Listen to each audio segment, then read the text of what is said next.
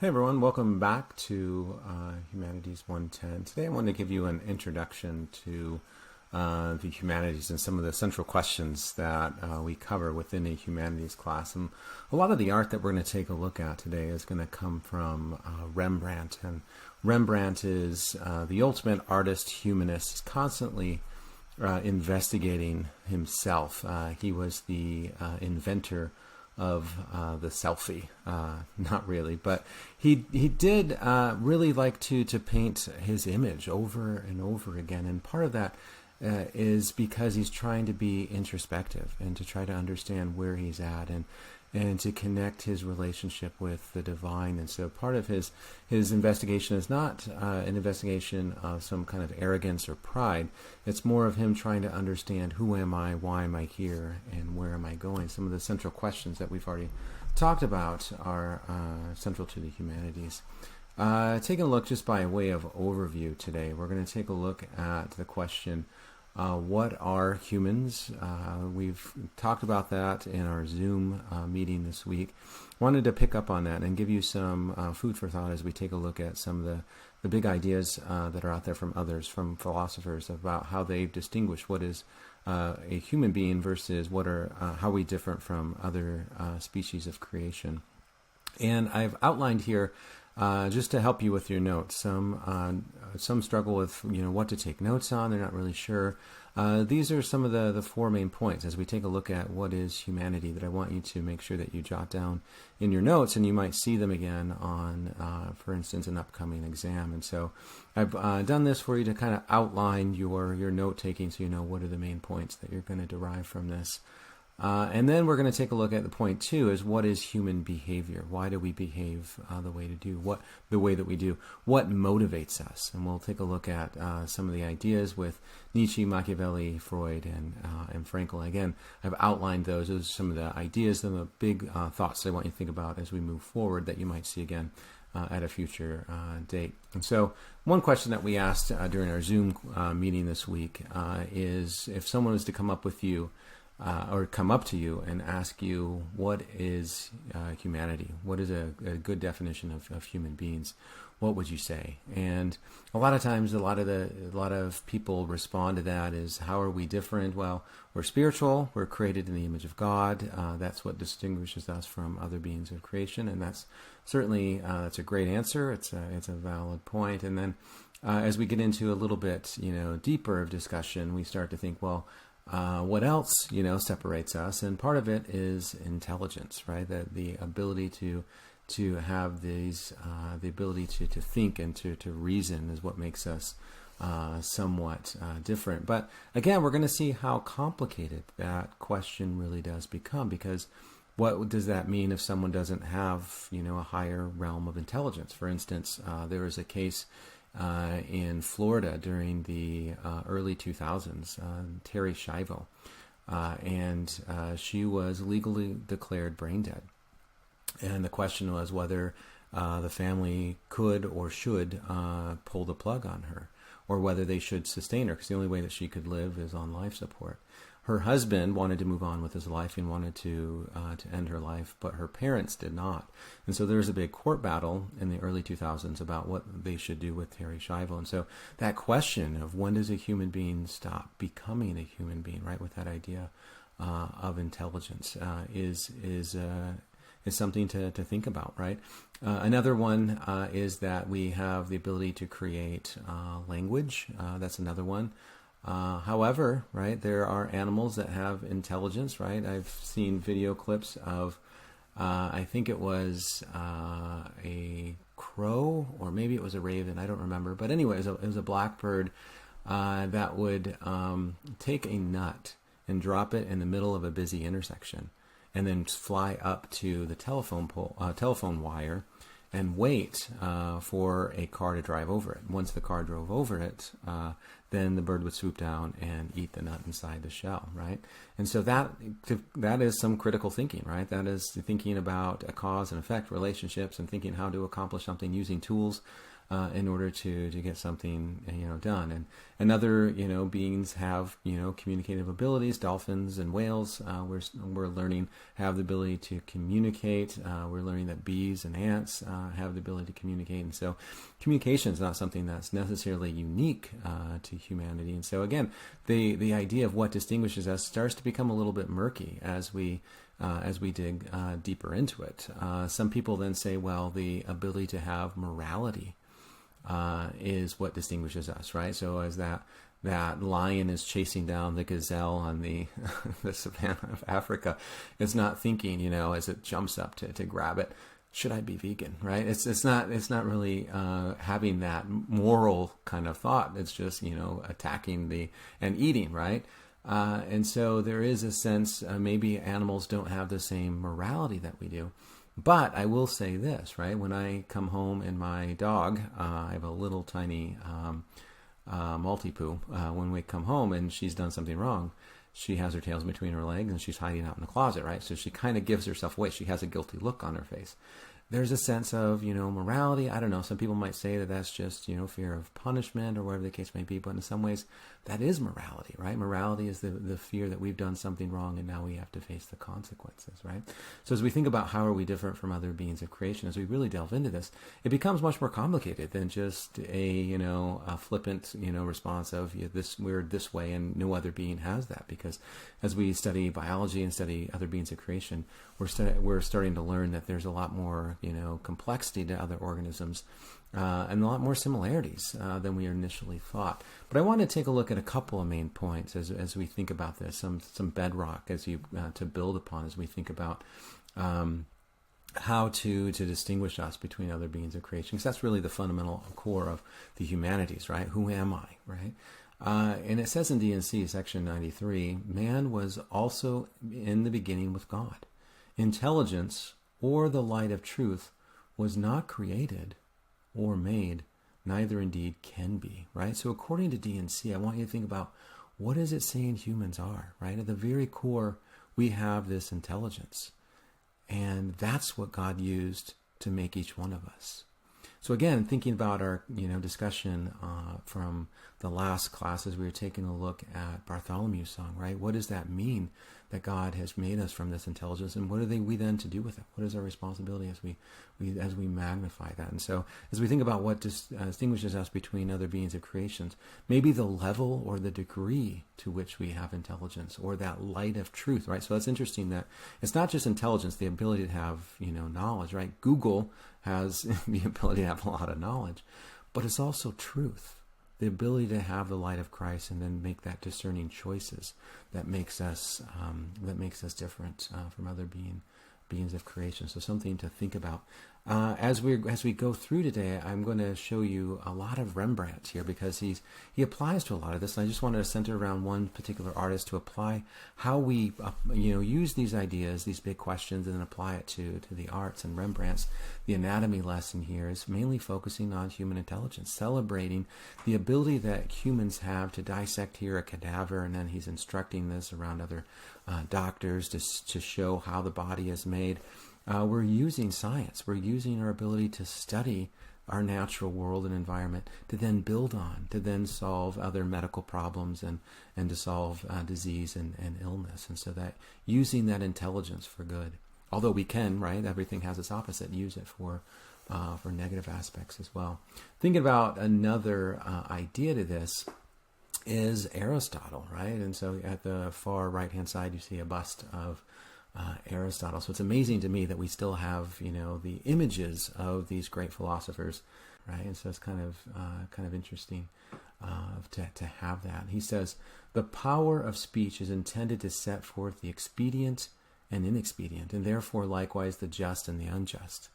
And it is a characteristic of man that he alone, right? So how he's different from others, has any sense of good and evil, of just and unjust, and the like. And the association of living beings who have this sense makes a family and a state. And so there's a lot to unpack with Aristotle, as always is the case. But he says, number one, the ability, what makes us different is that power of speech. And we've talked about how, other beings have that power of speech. But then he says that humans take that power of speech and then we do something with it. So I want you to think about, what do we do with that power of speech? Well, one thing he says is we create just and unjust, right? The idea of morality, a sense of what we should do to live a virtuous life. Our behaviors, right? To restrict, to set laws and rules that say this is what we're going to do and this is what we're not going to do. And if someone breaks those rules, there's going to be consequences to that, right? So that idea of good and evil, that idea of morality, that light, again, but that's similar to the light of Christ, right? That we've been given.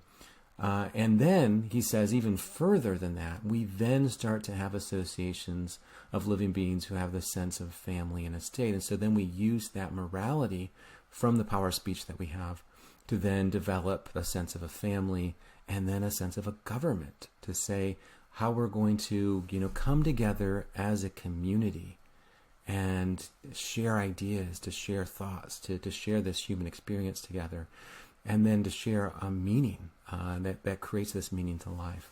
And I like, again, I'm going to show you some Rembrandts here, just to center it on a single artist and to think about how he uses similar ideas as he is searching to understand the human condition.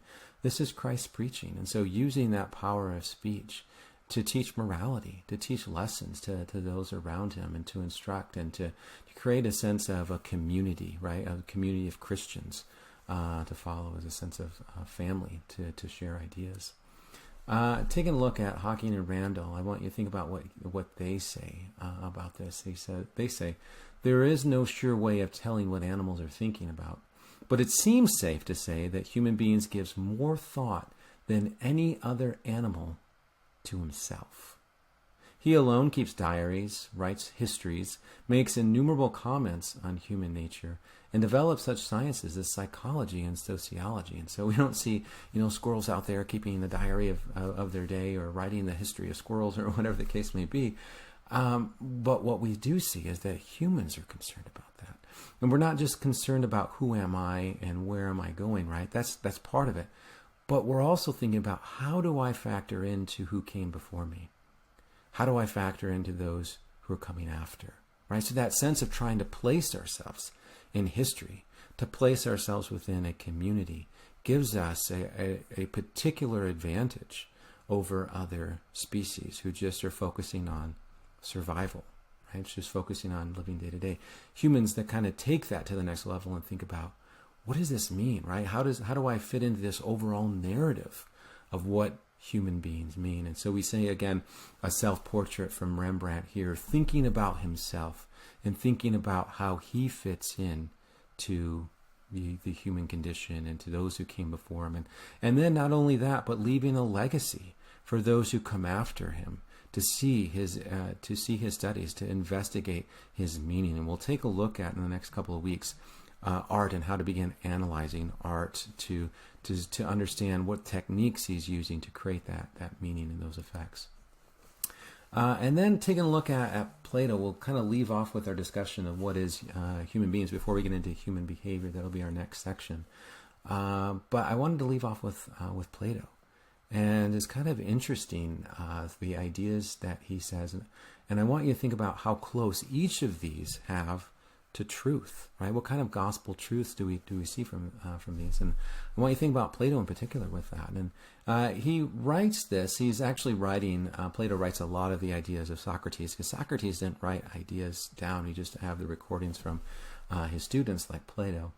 And Socrates is saying this on his deathbed. And what happened is Socrates has been accused of sedition, accused of rebellion, and also been accused of offending the gods. And what's kind of interesting about this is the only evidence they had to put Socrates on trial for treason and insurrection came from a play written by Aristophanes, who was a Greek playwright. He wrote a comedy entitled The Clouds. And the Clouds is, you have a philosopher who goes in there and teaches this son how basically to be lazy and to beat his father.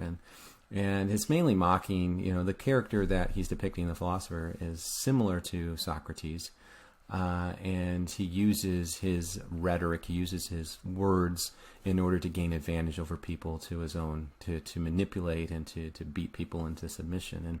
And one of the scenes in there is to try to create insurrection, try to kind of create this rebellion of the son against the father. But also there's a line in there where Socrates kind of takes the mantle of the gods as well, that he becomes so prideful that he becomes like the gods. And they actually used that, even though it was fiction, they used that play as a kind of evidence against Socrates. And the main reason why the state wanted to put Socrates to death was because he was teaching people how to think for themselves. He was teaching people how to act for themselves. So thinking about that in relationship to Bartholomew's song, right? That people made that transition from just, do what I say to thinking, right? And I want you to think about why the state would think that would be dangerous, right? And so they felt that he was dangerous, and they were putting him to death. And this one's not a Rembrandt. This is by a later artist known as Jacques-Louis David. This is the death of Socrates. And here we see Socrates taking the hemlock. So he's been sentenced to death, and rather than allowing the government to have the satisfaction of putting him to death, he's going to take his own life by drinking the hemlock, which is a poison that you see the student here kind of begrudging or kind of mournfully giving him in the goblet to drink. And Socrates is still kind of teaching, using his language up in the end, instructing people. And then at the very foot of the bed, the older guy with his head cast down is his prodigy, Plato, right? His student, and who's writing this down. And Socrates on his deathbed says the following, right? So this is what Plato is recording. Socrates says, "Is death anything more than a separation of the soul from the body? Death is that the body separates from the soul and remains by itself apart from the soul. And the soul, separated from the body, exists by itself apart from the body. Is death anything but that?" And so essentially he's trying to provide some comfort to those who are going to miss him in death. And essentially he says that what makes us human is our souls, is our ability to have this eternal quality to us, that death is just going to be the separation of the soul from the body, but that's it. He's going to go on living, going to go on kind of existing even beyond this. And so Plato writes that down. It kind of becomes attributed to Plato's ideas, but this eternal nature, right, that of human beings is what makes us different from others. All right, thinking about that, I want you to think about, what is human behavior? What would you say motivates human behavior? What motivates? Is it love? Is it greed? Right? Is it pride? Is it avarice? What is it that really directs human behavior? Right? How would you say humans generally behave? Do they behave generally positively, or do they behave generally negatively? And there's a lot of examples to look around today as we think about 2020 and some of the problems and the protests that we're kind of seeing daily in the news. The first one at the bottom, this one is from a protest in Michigan, where people were so angry with Governor Whitmer because she's closed down businesses that they stormed to the state capitol with their guns on their side and their AK-47s, and they're saying, end the lockdown, right? And then, live free or die, right? This idea that they feel that being shut down from the barber shops or the restaurants or whatever is somehow infringing upon their ability to live. And to some extent, I mean, we've talked about life is, more than just going to work. And there is something, to that. But I mean, it's in some ways, I don't mean to make, light of, this is a very serious situation. But I want you to think about what's motivating them to go out and to protest and to act this way. And then at the top, you see a protest, a Black Lives Matter protest in D.C. And what's motivating these individuals to get out there and to protest and to make a statement, right? So what generally motivates us, right? So I want you to think about that, and I'll give you some philosophers and what they have concluded about this, and you can agree with them, you can disagree with them. These are just some food for thought as we move forward. Nietzsche says this, and it's kind of interesting here. He kind of gives you a way to experiment with his ideas. He says, to predict the behavior of ordinary people in advance, right? So I want you to think about this, and maybe you can try it out with your family or your roommates or wherever the case may be. See if he's right. But again, the stipulation here is ordinary people, right? To predict the behavior of ordinary people in advance, you only have to assume that they will always try to escape a disagreeable situation with the smallest possible expenditure of intelligence. Right? And so it's kind of an interesting view of human beings, that we're mainly trying to avoid conflict and confrontation, and that we're trying to go about our lives just kind of not experiencing, or not really using our intelligence. We're just kind of like water. We just go with the flow, right?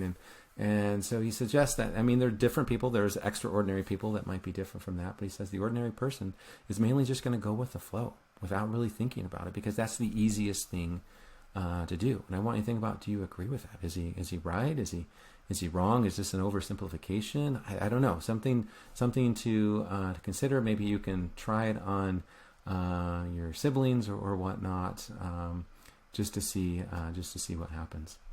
Taking a look at Machiavelli. Machiavelli is a political theorist, but he has some interesting ideas into the human condition and human behavior. He says, men are so simple and so much inclined to obey immediate needs that a deceiver will never lack victims for his deceptions. And so he's essentially saying that we just really don't want to think, that we don't really want to use the intelligence that we have, and that we just obey our immediate reactions, right? These survival instincts that we have, fight or flight, or just focusing on our basic needs, that anyone coming in can easily trick them because they're not willing to do the work to see beyond it, right? So I want you to think, is he right about that, right? Are people easily deceived? Or are they, generally people are skeptical and they aren't generally deceived? And so as you think about this, you maybe can think about your interactions, the interactions with people that you know on social media. Are people inclined to deception, or are they critical thinkers? Are we becoming better or worse today as we're constantly inundated with false and contrary information? Are we becoming maybe better at understanding and seeing through some of the falsehoods that surround us, becoming a little bit more savvy? Or are we becoming more cynical and just don't believe anything? Or are we becoming more easily manipulated, right? So something to think about. He says again, another quote from him, he says, of humankind, we may say in general that they are fickle, hypocritical, and greedy of gain, right? That mainly we just want to create more advantage over people and to use them, right? And that we're fickle, we'll kind of blow with the wind, and we don't really care if all of our actions don't line up with our words, or our beliefs. Do you think that that's right? Do you think that men are generally greedy, that humankind is generally greedy and fickle? And then he says this, he says, whosoever desires constant success must change his conduct with the times. And so if you're going to understand that human beings are fickle, you're going to also have to change your beliefs, change your ideas, change your values to keep with the blowing wind of human beliefs. And so is he right about that? Are we rooted in solid ideas, or do we kind of blow with the wind, right? So it's kind of an interesting idea. And I have the beheading of John the Baptist by Rembrandt at the bottom. And Salome comes in and dances before Herod and easily deceives him, right? She easily subjects him to her will in order to kill John the Baptist. And so another image by Rembrandt getting us to think about how he's struggling to understand what drives human behavior, right? This idea of greed that we see with Salome to gain power and advantage, or the idea of blowing with the wind, as we see with Herod and his actions. And so something to consider. I want to leave off with two other philosophers, and I want you to think about them because they really pose kind of diametrically opposing ideas. And here's what Freud says. Freud is a 20th century philosopher, psychologist, however you want to classify him. But this is what he says, and I want you to think of whether you agree with this or not. He says men, I think he means mankind with that. I don't think he's being gender specific here. But he says men are not gentle, friendly creatures wishing for love, who simply defend themselves if they are attacked. And he says that's kind of the old way of seeing human beings, is that we're benevolent, created in the image of God, destined to be like him, right? He says that there's something else that's there. He says, but that a powerful measure of desire for aggression has to be reckoned as part of their instinctual endowment. And so he says, you know what, if we really want to understand the true element, the true aspect of the human condition and human behavior, we have to understand that at the core, our human being, that of, our instincts, is a desire to be aggressive. Right? And he says that mainly we're looking to exploit others, to beat others down in one way or another. And this, the aggression, generally we think of aggression as physical aggression. But he suggests that aggression can be more than just physical. It can be emotional, could be physical, or it could be psychological violence, right? The idea of being passive-aggressive is violent, The idea, he also says that humor is violent. Making fun of someone, is tearing someone down, is an actual violent act, right? And he says this, and this is kind of a cheeky way to respond. He says, who has the courage to dispute it in the face of all the evidence in his own life and in history? So he says, go ahead, take a look. Take a look at the world around you. Is your world violent? And he's writing this in the 1920s, right? Late 1920s, 1929 is when he wrote this. And we take a look at ourselves in, the 21st century. Are we any different? Are we less violent today? As we take a look at the world around us? Have we overcome this, right? And take a look at history. Is history an episode of violence? As we take a look at the Book of Mormon, is a lot of the lesson about the violence of the human condition, right? The idea of the Lamanites and the Nephites constantly at battle. The idea of genocide, of destroying an entire group of people.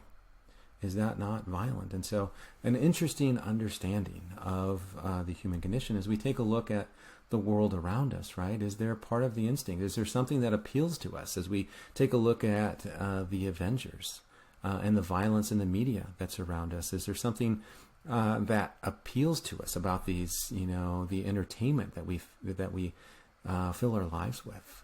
This idea of aggression, or within, football, the idea of there's something to this that's satisfying a deeper element. And he's suggesting not that we need to necessarily embrace that, instinct and just go and be violent with others, but he's suggesting that we need to understand that.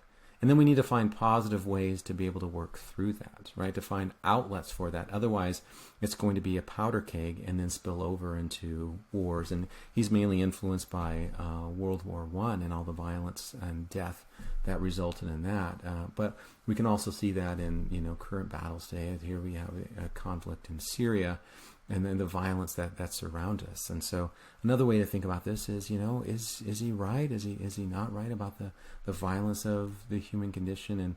And how can we find ways, to find a positive outlet for that? Maybe, watching violent films is better than going out and actually, being violent. So maybe that's kind of that release valve, or maybe there's something else. But he suggests that we need to understand that, to really understand what human beings are. I wanted to leave off with Viktor Frankl. Viktor Frankl, just to give you a context, he is a Holocaust survivor. And he was put in a concentration camp, I think it was Auschwitz. He saw his parents die there. He saw his wife die there. And he comes out of it. He survives. And then he writes a book called The Search for Meaning. And he's trying to understand, right, much of these ideas. What does it mean to be human? Who am I? Why am I here?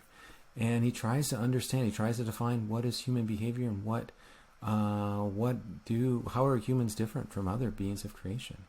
And this is what he says, right? And it's kind of interesting because this is a different understanding than what Freud says. Freud says that mainly we're kind of violent. We have to understand that. He says that, and he certainly saw a lot of violence. He saw a lot of aggression within the concentration camps, with people being put to death. The 9 million Jewish people were put to death during that time. And so he saw a lot of violence, saw a lot of the horrors of people that were being experimented on and being discarded. Human life was being discarded very cheaply. But he also saw during this time some great moments of heroism and bravery, where he describes in his book a concentration camp, another one of the inmates that was there. they only gave them like the bare minimum to survive, right? Kind of a crust of bread and some water. Someone that would get up and walk all the way to the other side of the camp, which could be sometimes 2, 3, 4 football fields, right? These things were huge. To the other side of the camp, being barely able to walk, going over to give their piece of bread, their portion, to someone else who needed it more. And so he saw a lot of the darkness of humanity, but he saw a lot of brightness as well. And so this is what he says about human beings. He says, being human always points and is directed to something or someone other than oneself, be it a meaning to fulfill or another human being to encounter. The more one forgets himself by giving himself to a cause to serve another person to love, the more human he is, and the more he actualizes himself. And so he suggests that the true meaning of life is not about being selfish. It's not, that Machiavellian thing of, just trying to gain more for oneself, or not just about being violent or aggressive.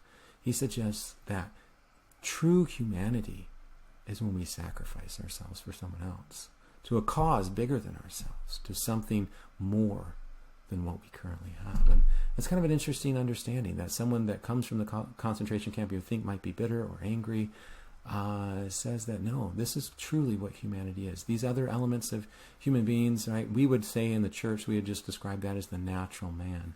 He suggests that natural man is not me.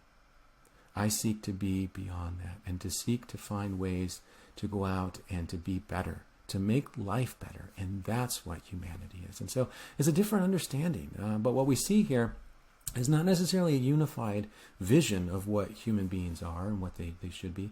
It's complicated. It's complex. And I just, kind of dipped your toe into a larger world of ideas that we can kind of immerse in to understand. Just some other kind of ideas to think about, right? Aristotle, what are humans? He says, you are what you repeatedly do. Another thought to think about. He says that mainly your actions define who you are. And so if you're repeatedly going on the internet, that's who you are, right? If you're constantly going on social media, that's who you are.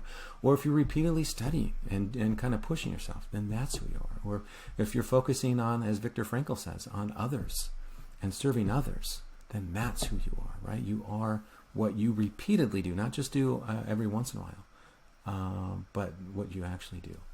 And Kant says to be is to do.